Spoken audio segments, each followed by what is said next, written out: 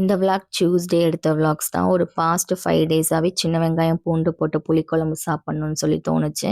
சரின்னு அன்னைக்கு ஆஃப்டர்நூன் லஞ்சுக்கு அதான் ப்ரிப்பேர் பண்ணியிருந்தேன். மார்னிங் சின்ன வெங்காயம் தொளிச்சோம் அப்படின்னா கண்டிப்பாக லேட் ஆயிரும். சிலருக்குலாம் அந்த சின்ன வெங்காயம்லாம் க்ளீன் பண்ணுற ஒர்க் பிடிக்காது இல்லையா? எனக்கும் அதே தான் பிடிக்காது சின்ன வெங்காயம் தொளிக்கிறது. ஸோ முந்தின நாள் ஈவினிங் போலவே தேவையான சின்ன வெங்காயம், பூண்டெல்லாம் தொளிச்சு க்ளீன் பண்ணி ஃப்ரிட்ஜில் வச்சுட்டேன்.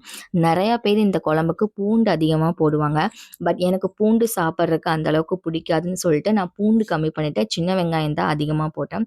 இந்த குழம்பு வைக்கிறது ரொம்ப ஈஸி. ரெசிபி வேணுன்னா கமெண்ட் பண்ணுங்கள், நான் உங்களுக்கு ரெசிபி போஸ்ட் பண்ணுறேன். குழம்பு 5 to 6 டேஸ் கூட நம்ம ஸ்டோர் பண்ணிக்கலாம், கெட்டு போகாது. பிகாஸ் நம்ம இதுக்கு தேங்காய் போட மாட்டோம், அதனால நம்ம ஸ்டோர் பண்ணிக்கலாம். நான் அவ்வளோ நாள் வரைக்கும்லாம் ஸ்டோர் பண்ணுற மாதிரி குழம்பு ரெடி பண்ணல. மறுநாள் மார்னிங் வரைக்கும் இருக்கிற மாதிரி தான் ரெடி பண்ணியிருந்தேன்.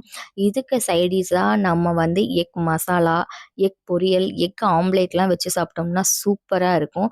பட் டியூஸ்டேன்னு சொல்லிட்டு நான் எக்கு செய்யலை, அப்பளம் தான் பொரித்தேன். புளிக்குழம்புக்கு அப்பளம் காம்பினேஷன் சூப்பராக இருக்கும். அதே மாதிரி கீரை பொரியலும் பார்த்திங்கன்னா வேறு லெவலில் இருக்கும். நீங்களும் ட்ரை பண்ணி பாருங்கள். ஈவினிங் போல் ஜில்லுன்னு ஒரு காற்றோட மழை வர ஆரம்பிச்சிடுச்சு.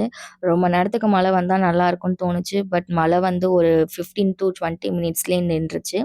முந்தின நாள் தான் சஷ்டின்னு சொல்லி பூஜை பண்ணி வெத்தலை தீபம் போட்டனால செவ்வாய்க்கிழமை வெற்றிலை தீபமும் போடல, பூஜையும் பண்ணல. எப்பவும் போல் 2 பக்தி கொளுத்தி சுவாமி கும்பிட்டு முடிச்சிட்டோம்.